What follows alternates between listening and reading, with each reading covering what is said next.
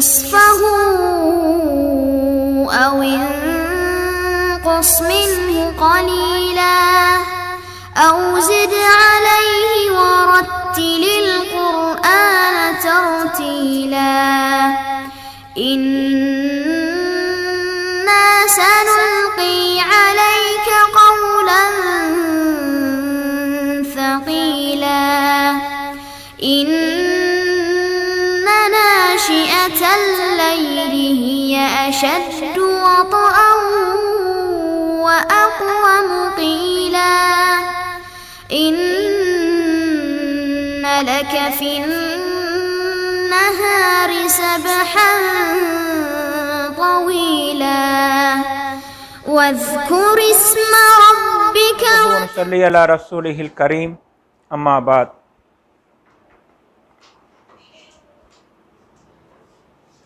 அன்பும் பரிவும் மிக்க அல்லாஹ் சுப்ஹானஹு வ தஆலாவை அவருடைய இரக்கத்தை யாசித்தவர்களாக ஆற்றலும் வல்லமையும் மிக்க பேரருளாளனை நமக்கு அறிமுகப்படுத்திய அண்ணல் நபிகளார் ஸல்லல்லாஹு அலைஹி வஸல்லம் அவர்களுடைய பெயரும் புகழும் பாரங்கும் பரவட்டும் என பிரார்த்தித்தவர்களாக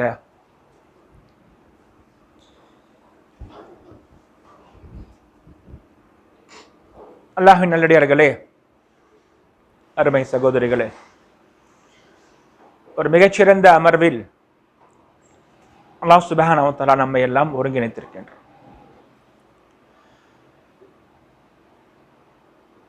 அல்லாஹ்வை முழுமையாக அறிந்து கொண்டு அவனுடைய மார்க்கத்தை மிக தெளிவாக புரிந்து கொண்டு அந்த அடிப்படையில் நம்முடைய வாழ்க்கையை அமைத்துக் கொள்றது அப்படிங்கிறது ஒரு அற்புதமான வாய்ப்பு, ஒரு அழகான வாய்ப்பு. அல்லாஹ் சுப்ஹானஹு வ தஆலா அந்த வாய்ப்பை கொஞ்சம் பேத்துக்கு எளிதாக ஆக்கி தருகின்றான். அப்படிப்பட்ட ஒரு அழகான வாய்ப்பு எளிதாக நமக்கு அமைகின்றது.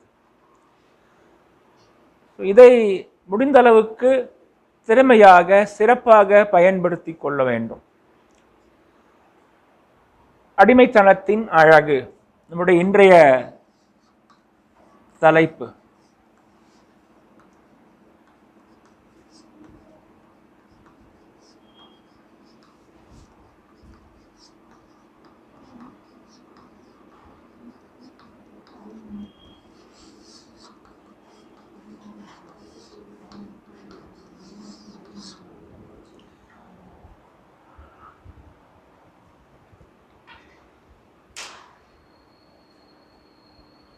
இந்த உலகத்தில் பார்த்தீங்கன்னா ஒவ்வொருத்தருக்கும் ஒவ்வொரு இலக்கு இருக்கும். வாழ்க்கையில் என்னவா ஆறீங்க அப்படின்னா ஒவ்வொருத்தரும் ஒவ்வொன்று சொல்லுவாங்க. தமிழ்நாட்டில் நிறைய பேருக்கு டாக்டர் ஆகணும்னு ஆசை இருக்கு. அந்த ஆசை நிறைவேறாம போயிடுமோன்னு பயந்து நிறைய நம்முடைய பிள்ளைகள்லாம் தற்கொலை பண்ணிக்கிறாங்க. விஞ்ஞானி ஆகணும் அப்படின்னு ஆசை இருக்கும். அரசியல்வாதி ஆகணும் அப்படின்னு கூட நிறைய பேருக்கு ஆசை இருக்கு. மிகப்பெரிய ஆலிமா ஒரு ஸ்காலர் ஆகணும் அப்படின்லாம் ஆசை இருக்கு. ஆனால் ஒரு மிகச்சிறந்த இலக்கு என்னவா இருக்கணும் அப்படின்னாக்கா, இந்த மண் உலகை விட்டு பிரியும் பொழுது அத்தோட அந்த இலக்கு முடிஞ்சிடக்கூடாது.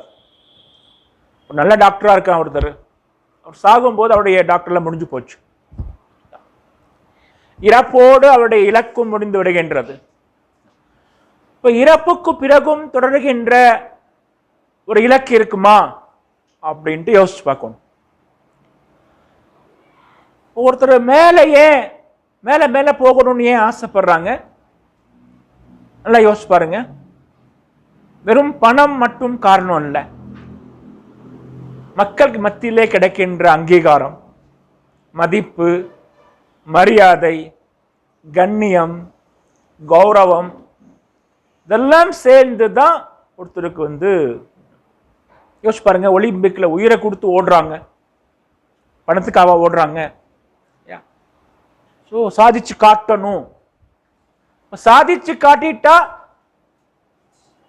ஒரு ரெக்கார்ட் பண்ணிடுறாங்க. அவன் ஊர் முழுக்க, உலகம் முழுக்க அவனை பத்தி பேசுது. மக்கள் தன்னை பற்றி பேச வேண்டும், மக்கள் தன்னை ஏற்றுக்கொள்ள வேண்டும். அதன் மூலம் கிடைக்கின்ற அந்த கண்ணியம், அந்த புகழ், அது ஒரு தெவிட்டாத இன்பத்தை கொடுக்குது, திகட்டவே திகட்டாது. அதனால்தான் அந்த மாதிரி விஷயங்கள் எல்லாம் இலக்கா வைக்கிறாங்க. மக்கள் ஏற்க வேண்டும். அல்லாஹ்வை நம்பி இருக்கின்ற ஒரு மோமீனுக்கு இலக்காக என்ன இருக்க முடியும்? யோசிச்சு பாருங்க. ஆற்றலும் வல்லமையும் மிக்க இறைவனை ஏற்றுக்கொண்டிருக்கின்ற ஒரு மோமீன், ஒரு நம்பிக்கையாளருக்கு நல்ல இலக்காக என்ன இருக்க முடியும்? அல்லாஹ்வால் அங்கீகாரம் பெறுவது,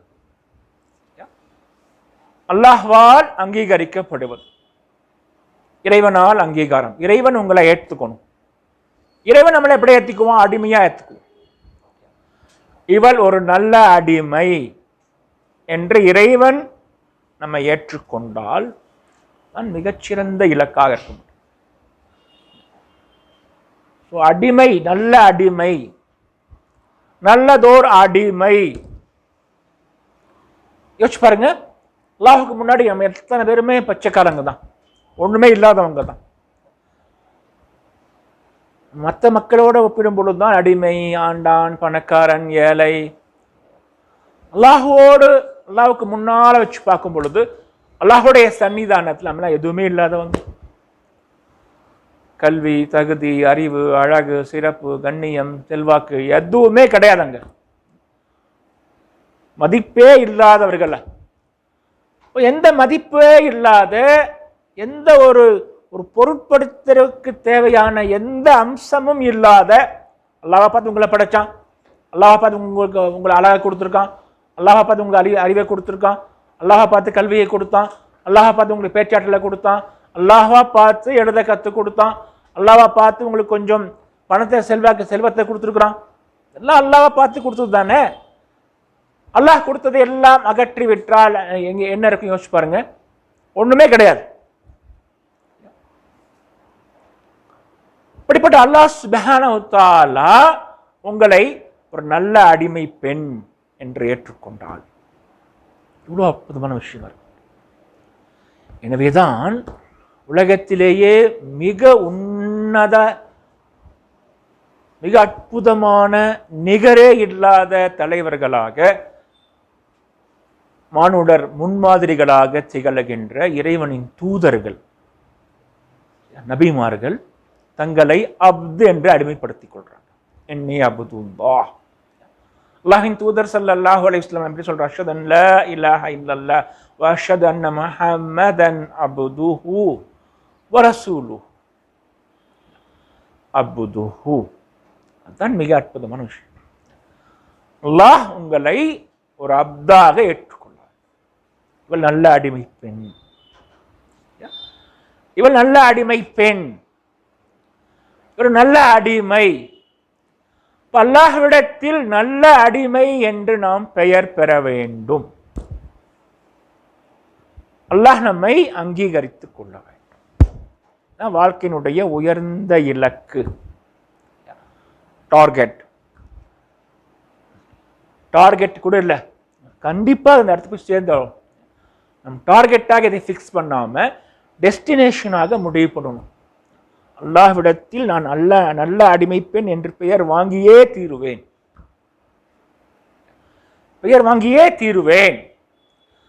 அதான் வாழ்க்கையினுடைய இலக்கு அல்ல, போய் சேரும் இடம். கண்டிப்பா நாங்க போய் சேர்ந்துருவோம். டெஃபினட்டா அந்த இடத்த போய் நம்ம தொட்டு பிடிச்சிருவோம். நல்ல அடிமை பெண்ணாக நான் மாறுவேன், மாறிக்கிட்டே இருக்கிறேன். அல்லாஹ் என்னை நல்ல அடிமை பெண்ணாக ஏற்றுக்கொள்வான். அல்லாஹ் நம்ம நல்ல அடிமை பெண்ணா ஏற்றுக்கிறான்னு ஊடுருக தெரிய வேண்டிய அவசியமே இல்லை. பாருங்க, அல்லாஹ்வுக்கு தெரிஞ்சா போதும். நீங்கள் எப்படிப்பட்டால் அல்லாஹ்வுக்கு தெரிஞ்சா போதும். யாருக்குமே தெரிய வேண்டிய அவசியமே இல்லை.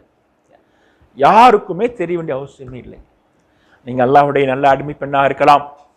அல்லாஹின் மீதான ஈமான் உங்க உள்ளத்துல அப்படியே என்ன சொல்றது, அப்படியே அந்த ஈமானிய ஒளி சுழன்று சுழன்று அப்படியே வீசி ஜொலிச்சுக்கிட்டே இருக்கலாம். பக்கத்தில் இருப்பது கூட தெரியாம போகலாம். அல்லாஹ்வுடைய தோழமை, அல்லாஹ்வுடைய நெருக்கத்தை நீங்கள் சம்பாதித்திருக்கலாம். உங்களை தன்னுடைய தோழியாக உங்களை படைத்த ரப்பு நினைக்கலாம். விலாயத், விலாயத் உங்களுக்கு கிடைத்திருக்கலாம். விலாயத்னாக்க நட்பு, தோழமை, படைத்த இறைவனோடு நாம் வைக்கின்ற தோழமை. அல்லாஹு வலியுல்லதீன ஆமனு யுஹ்ரிஜுஹும் மினல் ஸுலுமாத்தி இலன் நூர். ஈமான் கொண்ட நம்பிக்கையாளர்களின் தோழனாக அல்லாஹ் இருக்கின்றான். அந்த தோழமை நமக்கு கிடைக்கலாம், மற்றவங்களுக்கு தெரியாம கூட இருக்கலாம். மற்றவங்க தெரியலே அப்படிங்கிறத நம்ம யோசிக்க வேண்டிய அவசியமே கிடையாது. அல்லாஹுக்கு தெரிந்தால் போதும், அல்லாஹ் அறிந்து கொண்டால். ரொம்ப முக்கியமான விஷயம் பாருங்க. மக்கள்கிட்ட தான் அங்கீகாரம் எதிர்பார்க்குறாங்க.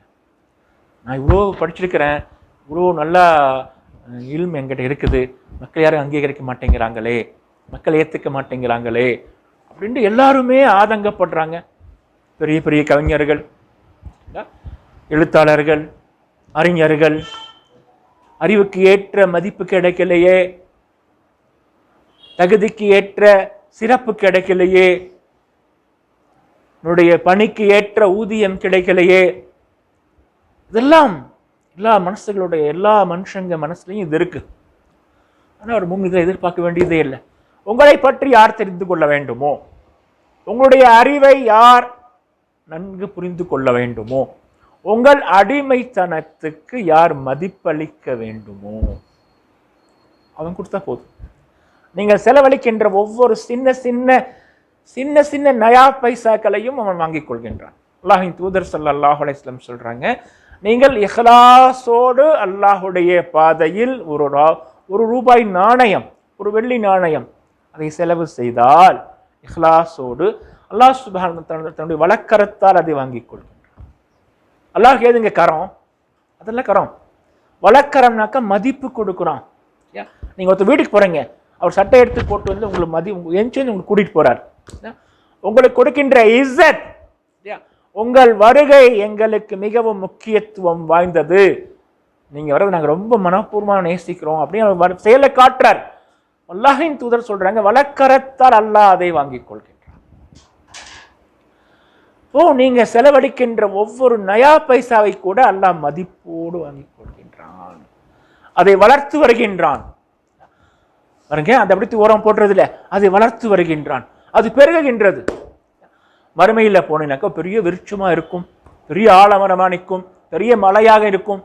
அல்லாஹ் உங்களுக்கு கொடுத்துருவோம்.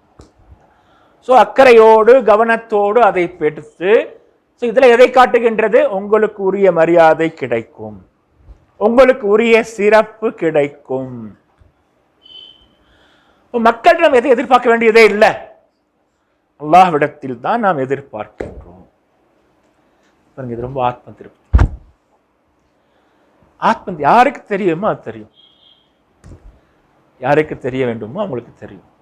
ஒரு போர் நடக்கின்றது, நிஹாவந்த் போர். நிஹாவந்த் போர் ரோமானியர்களோடு அமீருல் முஃமினீன் உமர் ஃபாரூக் ரலியல்லாஹு அன்ஹு அவர்களுடைய காலத்தில் நடக்கின்ற ஒரு போர். ஸோ ரொம்ப முக்கியமான போர். பெரிய ஒரு சாம்ராஜ்யம், ஒரு வல்லரசோடு மோதுறாங்க முஸ்லீம்கள். போர் நிலைமை என்னாச்சு ஏதாச்சு, அடிக்கடி 2 நாள் ஒருக்கா 3 நாள் ஒரு நாள் ஒருக்கா அங்கிருந்து தூது செய்தி வந்துட்டே இருக்கும். அவங்க எப்படி வருவாங்க? குதிரை தான் வருவாங்க. எவ்வளோ வேகமாக குதிரை போகுமோ அவ்வளோ வேகம் வந்துட்டே இருப்பாங்க. இது ஹலீஃபாவுக்கு வந்து மெசேஜ் கொடுத்துட்டே இருப்பாங்க. போர் ஆரம்பிச்சிருச்சு, ஒரு செய்தியும் வரவே இல்லை. தினசரி சாயந்தரம் அசர் தொழுதத்துக்கு பிறகு ஹலீஃபா அமீருல் முஃமினீன் உமர் ஃபாரூக் ரலியல்லாஹு அன்ஹு மக்காவுக்கு வெளியில் வந்து நின்றுட்டே இருப்பாங்க. வெளியில் வந்து பாதையில் அப்படியே ஆள் யாரை வர்றாங்களான்னு பார்த்துட்டே இருப்பாங்க. யாரும் வரவே இல்லை, யாரும் வர்றதே இல்லை. 4-5 நாட்களுக்கு பிறகு ஒரு குதிரை வந்துட்டு இருக்குது ரொம்ப தூரத்தில். குதிரை தான் செய்தி வந்துட்டு இருக்குது. அவர் பக்கத்தில் வந்துட்டாரு. ஸோ ஹலீஃபா பார்த்த உடனே குதிரை வீரன் மேலேருந்து கீழே குதிக்கிறார். நீ குதிக்காத, அப்படியே போ, நான் மட்டும் இல்லை ஊரே எதிர்பார்த்துட்டு இருக்குது, அப்படியே பள்ளிவாசலுக்கு போ, என்று உமர் ஃபாரூக் சொல்றாங்க. அந்த குதிரை வீரன் அப்படியே இறங்காமலேயே குதிரையிலேயே போயிட்டே இருக்கிறான். குதிரைக்கு பின்னாடி ஹலீஃபா ஓடி வருவார். என்ன ஆச்சு சொல்லிட்டு வா. ஒவ்வொரு நிகழ்ச்சியா சொல்றான். எதுக்கு இப்படி நடந்துச்சு, அவர் ஷஹீத் ஆயிட்டாரு, இவர் ஷஹீத் ஆயிட்டாரு, ஒவ்வொருத்தர் பேரா சொல்லிக்கிட்டே வர்றான். பெரிய பெரிய தளபதிகள், பெரிய பெரிய சஹாபாக்கள்லாம் ஷஹீத் ஆயிட்டே இருக்காங்க. ஓடா அல்லாஹ் உமர் ஃபாரூக் கேட்டுட்டே வர்றாங்க. அப்புறமா அந்த வீரன் நின்றுறான். சொல்ல முடியல அவனால. என்ன ஆச்சுப்பா சொல்லு. இல்லை அமீருல் முஃமினீன் அவர்களே, அதற்கு பிறகு நிறைய வீரர்கள் ஷஹீதானாங்க, பெரிய பெரிய சாதனை எல்லாம் செஞ்சு காமிச்சாங்க. அவங்களெல்லாம் யாரும் உங்களுக்கு தெரியாது, அவங்கள வெளியூருக்காராங்க, அப்படியே முஸ்லீம் ஆகிட்டாங்க, அப்படியே ஜிஹாதில் கலந்துக்கிட்டாங்க. அவங்கெல்லாம் யாருமே செய்ய முடியாத அற்புத காரியங்களை நிகழ்த்திட்டு ஷஹீத் ஆகிட்டாங்க. ஆனால் நீங்கள் அவங்கள பார்த்ததும் இல்லை, அவங்க பேர் கூட உங்களுக்கு தெரியாது. உமர் ஃபாரூக் ரலியல்லாஹு அன்ஹு சொல்கிறாங்க, உமருக்கு தெரியாட்டி என்ன? ஏன் உமருக்கு தெரியாட்டி என்ன? அல்லாஹ் சுப்ஹானஹு வ தஆலாவுக்கு தெரியும். அவங்க யார், எப்படி கடந்துக்கிட்டாங்க, அவங்களுக்கு என்ன கொடுக்கணும் அல்லாஹ்வுக்கு தெரியும். அல்லாஹ்வுக்கு தெரிந்தால் நீங்கள் ஒரு நல்ல அடிமை பெண், நல்ல அழகான அடிமை பெண்ணாக உருமாகிட்டே இருக்கிறீங்க. அல்லாஹ்வுக்கு தெரியும். ஸோ அப்படிப்பட்ட ஆற்றலும் வல்லமையும் மிக்க, அன்பும் அருளும் கொட்டுகின்ற, பொழுகின்ற, பரிவும் இரக்கமும் நிரம்பிய அல்லாஹ் சுப்ஹானஹு வ தஆலாவோடு நமக்கு எப்படியெல்லாம் தொடர்பு இருக்கின்றது என்று பார்க்க வேண்டும். அந்த அல்லாஹோடு நம்முடைய ரிலேஷன்ஷிப், நம்முடைய உறவும் தொடர்பும் எப்படியெல்லாம் அமைகின்றது யோசிச்சு பாருங்க. உங்களுக்கும் உங்க ரப்புக்கும் இடையிலான தொடர்பு எப்படி இருக்கின்றது? ஒருத்தர் பத்தி என்னெல்லாம் தெரியுமோ, எந்த அளவுக்கெல்லாம் தெரிஞ்சிருக்கிறீங்களோ அந்த அளவுக்கு அவங்களோட உங்களோட தொடர்பு ஏற்பட்டுட்டே போகும். யோசிச்சு பாருங்க. நீங்க ஒரு சூப்பர் மார்க்கெட் போறீங்க, பெரிய டிபார்ட்மெண்டல் ஸ்டோர் போறீங்க, உங்களுடைய ஃபோனில் ஃபேஸ்புக்கில் ஆட் வந்துக்கிட்டே இருக்குது. ஜி மாட்டை பற்றி, ஒரு கிலோ சர்க்கரை 9 ரூபா. சரிங்களா? ஒரு கிலோ சர்க்கரை 9 ரூபா. சரி, 9 ரூபா தானே, நம்ம போய் ஒரு 5 கிலோ 10 கிலோ சர்க்கரை வாங்கிட்டு வரலாம் அப்படின்ட்டு நீங்கள் அந்த மார்க்கெட்டுக்கு போகிறீங்க. சர்க்கரை வேணும் எனக்கு. எத்தனை கிலோ வேணும்? 5 கிலோ வேணும். 45 ரூபா. இப்போ அவன் சொல்கிறான், சர்க்கரை மட்டும் வாங்கினீங்கனாக்கா 9 ரூபாய்க்கு தர மாட்டோம். சர்க்கரை மட்டும் வாங்கினீங்கனாக்கா பாதி விலை கொடுக்கணும். ஒரு கிலோ 44 ரூபா, பாதி விலை 22 ரூபா கொடுத்தாலும் சர்க்கரை கிடைக்கும். நீங்கள் ஒன்றுமே பேசலை, சரி ஓகே, சரியா, 110 ரூபா கொடுத்தீங்க, 5 கிலோ சர்க்கரை வாங்கிட்டீங்க, போயிட்டீங்க. சரியா, முடிஞ்சது. உங்கள் டிபார்ட்மெண்ட்டில் உங்களுக்கு தேவையான பொருளை மட்டும் வாங்கிட்டு நீங்கள் போயிட்டீங்க. இன்னொருத்தனுக்கு போகிறாங்க, 9 ரூபாய்க்கு சர்க்கரை வாங்கினாக்கா என்ன பண்ணணும்? 9 ரூபாய் யார் கொடுத்துருக்கீல்ல, 9 ரூபாய்க்கு சர்க்கரை வாங்க என்ன பண்ணணும்? நாங்கள் ஒரு ஆஃபர் போட்டிருக்கிறோம். 25 கிலோ அரிசி, ஒரு ஃபர்ச்சூன் 5 லிட்டர் ஆயில், அப்புறமா 5 கிலோ கோதுமை ஆட்டா, ஆசீர்வாத ஆட்டா, எல்லாம் சேர்த்தா 2750 ரூபா. சரியா, நான் உங்களுக்கு 2000 ரூபாய்க்கு தரோம். அதில் 700 ரூபா கம்மி. ஸோ நீங்கள் எங்கள் 2000 ரூபாய்க்கு பர்ச்சேஸ் பண்ணிட்டீங்கன்னாக்கா 9 கிலோ 9 ரூபாய்க்கு நாங்கள் தருவோம். சரியா, ஸோ நீங்கள் வாங்கிட்டீங்க 2000 ரூபாய்க்கு. பாருங்க, உங்களுக்கு இன்னும் நிறைய கிடச்சிருச்சு. கிட்டத்தட்ட 1000 ரூபாய்க்கு மதிப்புள்ள உங்களுக்கு கிடச்சிருச்சு. சரியா, ஸோ நீங்கள் ஒரு தகவலை கேட்டு தெரிஞ்சுக்கிட்டீங்க, உங்களுக்கு நிறைய ஆதாயம் கிடைக்குது. வேற ஏதாவது இருக்கா அப்படின்னு கேட்குறீங்க. எங்கள்கிட்ட மொத்தம் 8 ஃப்ளோர் இருக்குது கடையில். சரியா, ஸோ ஒவ்வொரு ஃப்ளோரையும் ஒவ்வொரு விஷயம் இருக்குது. தேவை இருக்கா இல்லையா ரெண்டாவது விஷயம். இத்தனையும் அங்கே இருக்குன்னு தெரிஞ்சுக்கிட்டீங்க, நீங்கள் போய் பார்க்குறீங்க. உங்களுக்கு தேவை இருந்தால் வாங்கலாம். சரியா, உங்களுக்கு தேவையில்லைன்னா போட்டு வந்துடலாம். ஸோ நீங்கள் தெரிந்து கொள்ள உங்களுக்கு நிறைய பயன்கள். சரியா, இப்போ ஒரே ஒரு விஷயத்தை மட்டும் தெரிஞ்சுங்க. அல்லாஹ் சுப்ஹானஹு வ தஆலா யார்? என்னை படைத்தவன். அவன் படைப்பாளன், நீங்கள் ஒரு படைப்பு. அவ்வளோதானா? பாருங்க, அவ்வளோதானா? இல்லை, இன்னும் நிறைய இருக்கு. வேற என்ன இருக்கு? இந்த வேற என்ன இருக்கு அப்படிங்கிறதுல ஒரு சூப்பர் மார்க்கெட்டில் போய் கேட்டிங்கனாக்கா அதிகபட்சம் அவன் 100 பொருள் சொல்லுவான் இல்லையா? ஒரு பெரிய மால் போறீங்க, அங்க நூற்றுக்கணக்கான கடைகள் இருக்குது, வேற என்ன இருக்கு அப்படின்னு கேட்டீங்கன்னாக்கா அங்க ஒரு 1000 பதில் உங்களுக்கு கிடைக்கும். சரியா? அதுக்கு பிறகு அவ்வளவுதான், அவ்வளவுதான். ஆனால் உங்களுடைய ரப்பை பற்றி வேற என்ன இருக்கு அப்படின்னு கேட்டீங்கன்னாக்கா அது முடிவிலி, முடிவே இல்லாதது, முடிவே இல்லாதது. அல்லாஹ் சுப்ஹானஹு வ தஆலாவுக்கு ஒரு பேர் இருக்கு பாருங்க, ஆஹிர். அல் அவ்வல் அல் ஆஹிர். அவன் தான் இறுதி, முடிவில, முடிவே கிடையாது, முடிவில்லாதவன். இப்போ அவனை பத்தி நீங்க தெரிஞ்சுக்கிட்ட விரும்புனீங்கன்னாக்கா அதுக்கு முடிவே கிடையாது.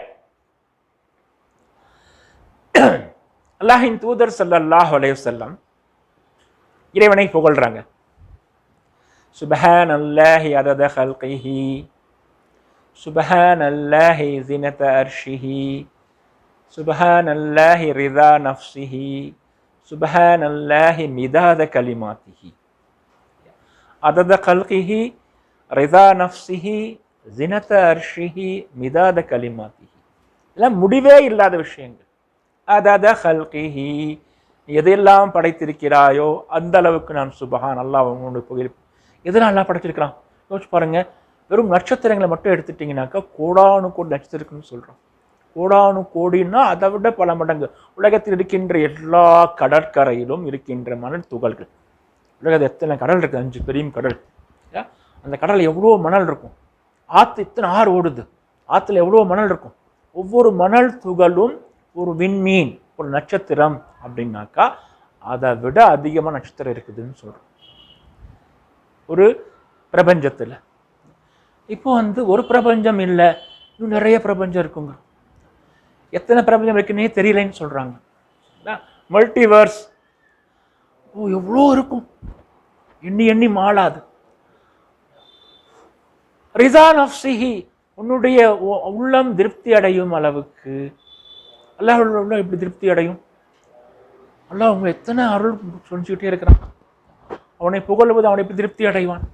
இதெல்லாம் முடிவில்லாத வார்த்தைகள். மிதாத கலிமாத்திஹி, உன்னுடைய கலிமாக்களை எழுதி தீர்க்கம்.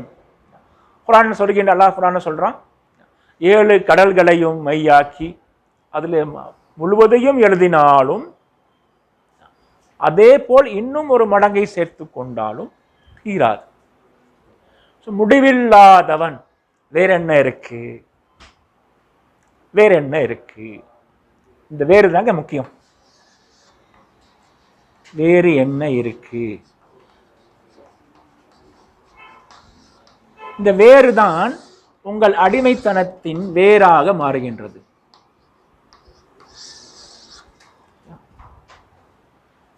வேற என்ன இருக்கு? உங்க ரப்பை பத்தி தெரிஞ்சுக்கிட்டு வேற என்ன இருக்கு? ஸோ நீங்க என்ன தெரிஞ்சுக்கிறீங்களோ அதோட கனெக்ஷன் ஆகுது. அல்லாஹ் சுப்ஹானஹு வ தஆலா உங்கள் மீது, நம் மீது அருள் புரிகின்றான். ஓகேயா? என்னென்ன அருள்லாம் பண்ணியிருக்கான் யோசிச்சு பாருங்க.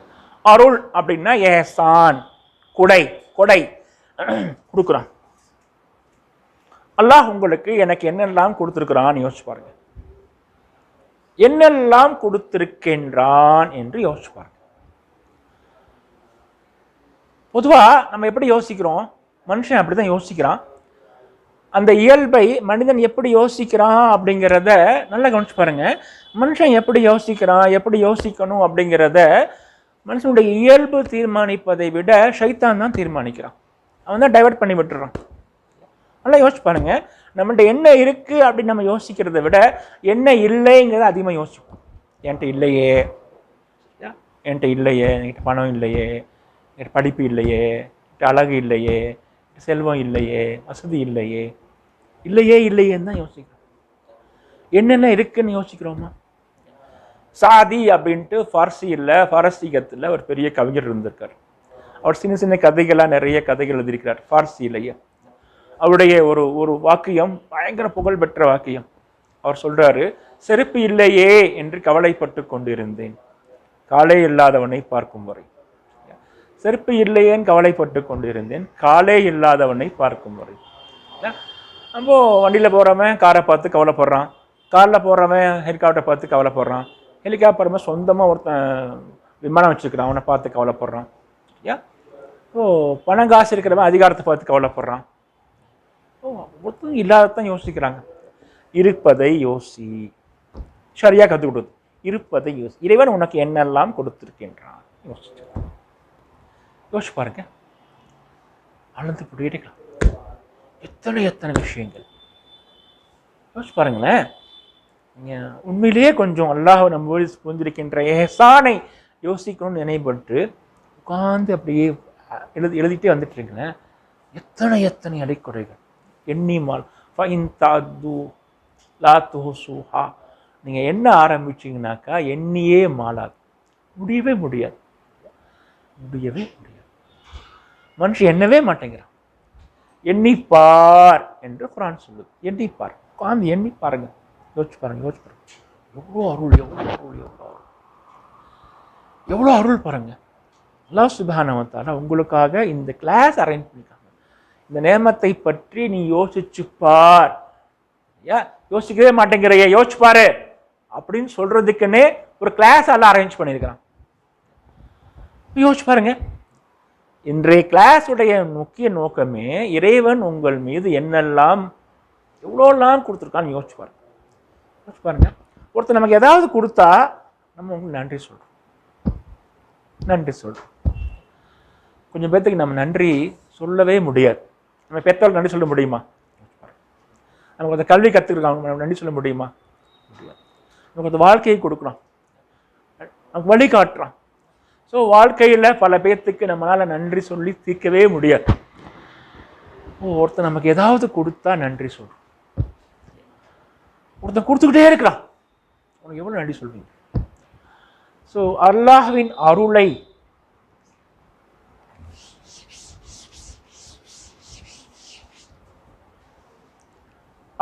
அருளை நீங்க யோசிக்க ஆரம்பிச்சீங்கன்னாக்கா உள்ளத்துல நன்றி தானா தூண்டிட்டே இருக்கும்.